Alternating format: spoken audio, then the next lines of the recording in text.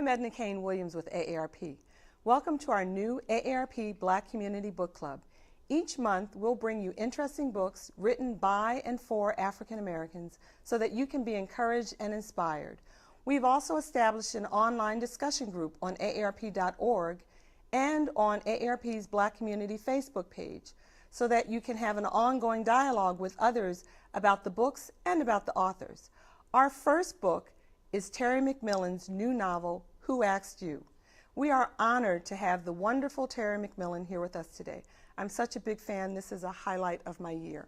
Welcome, Terri. So glad you're here. Thank you very much, Edna. So we're here to talk about Who Asked You? And I've read the book. I read it actually with a group of women. And we were struck that we thought this was different in that it had more of a generational theme. There are older characters in this book. There's a lot of aging in the book.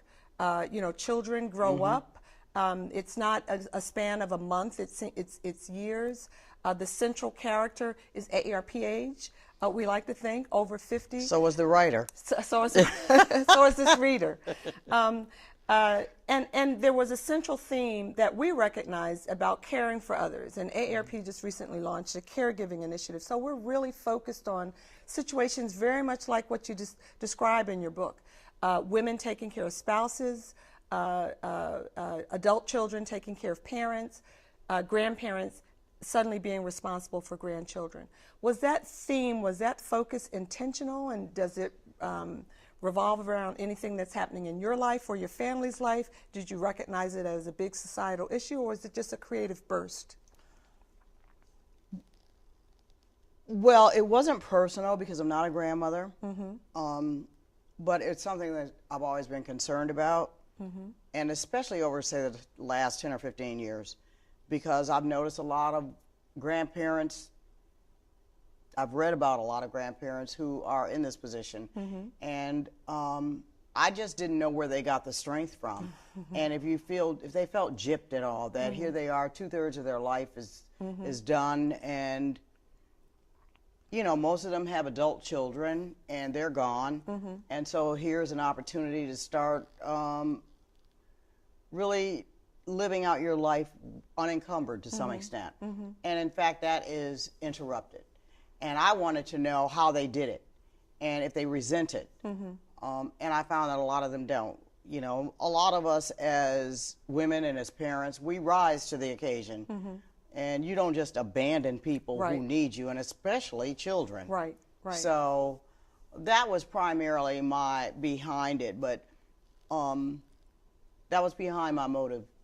My motivation for telling the story. Looking at BJ, the central character, I had someone say to me that she seemed different from your typical, your usual central characters, in that she sort of let things happen to her, whereas in a lot of your other books you have firebrands, people who sort of make things happen. Her sisters, were very judgmental about her life. They were very, sort of in her face, and she just sort of she was sort of an even keel, sort of, like she handled and dealt with things, but it felt like she had a very different personality from some of your other books. Do you agree, or do you think that she just, again, like you said, did the best that she could and Well, no, I think that Betty Jean was sort of what I would call a quiet storm.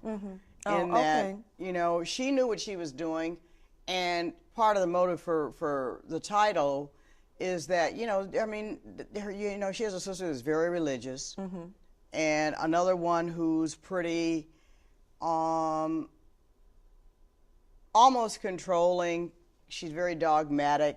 She thinks she has the answer to everything and everybody's problems, and you almost felt sorry for her son, right? Huh? You almost felt sorry for the son that had to deal with all that. Yeah. But she's very judgmental. And there are a lot of people like that think that they have the answers to your problems, but they fail to really look at their own. And Betty Jean, for the most part, didn't rely on them. That's right, yeah. And so that made her maybe not so much appear passive, because she's not passive. She decides, she trusts her own judgment. But she also respects other people's. I don't think she respected her sister Arlene's judgment, but her best friend, who happened to be white, was Tammy, and she listened to Tammy. But Tammy was a different character for you. The whole Montana thing, and that was really interesting. I just had fun. You know, I saw an article when President Barack was running,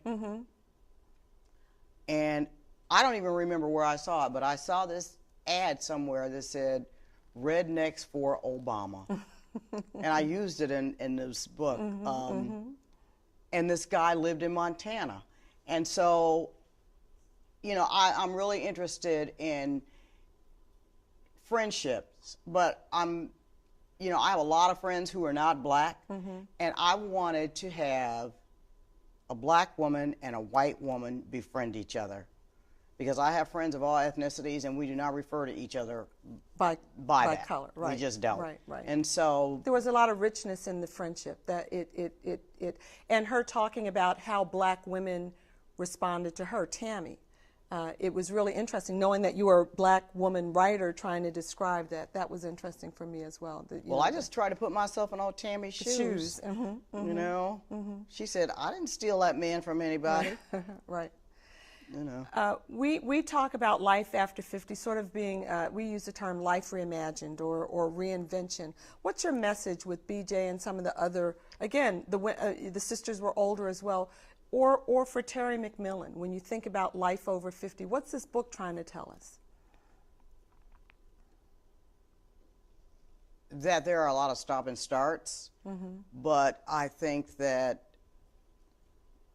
you know, I see life as almost like a movie, like a play rather, in that there are 3 acts, and I feel like right now we're in the 3rd act, and there are a lot of things that can be resolved and remedied, and you know, things can get lighter. Lighter in what way? In that a lot of things you don't have to prove anything. Oh, I see. That's how I feel. I mean, I don't feel like I have to prove anything to anybody, and I can live my life on my own terms, which I've pretty much been doing anyway. Right. But that the possibilities really are endless. Yeah. And great. I can continue to take risks, but it seems a little more exciting now. Oh, great. Because I know that one day I'm going to be dead, whereas 30 years ago I wasn't thinking about it, or 40 years ago. And so it's like, I'm going to give it all I've got. And so that I leave some dust tracks on the road. Well, you certainly have. You certainly have. Was there anything risky about writing this book, or was there anything uncomfortable about this book? And also, I think the timeline begins in 2001. Did you start writing it in 2001, or that was just the frame of reference? No, I started writing it last year. Oh, okay. Okay. No, I just wanted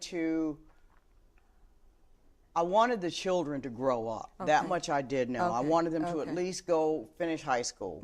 That I did know.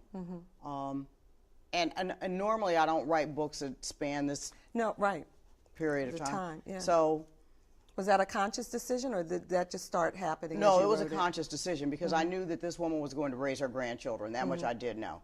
And in order to do that, the children need to grow up. And I also didn't want to deal just with her own questioning her own parental qualities, because she feels a little guilty about that in the beginning, and wondering how responsible she should feel for how her adult children turned out.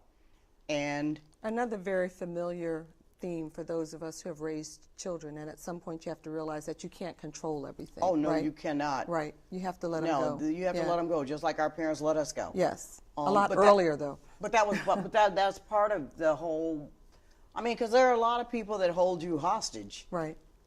For a lot of things, and you can't, but at the same time, I'll put it this way, I just wanted these children, and I didn't know how they were going to turn out, but for the most part, out of all the research I've done and all the Super Bowls I've watched where those big guys are standing there saying, "I want to say hi to my grandma."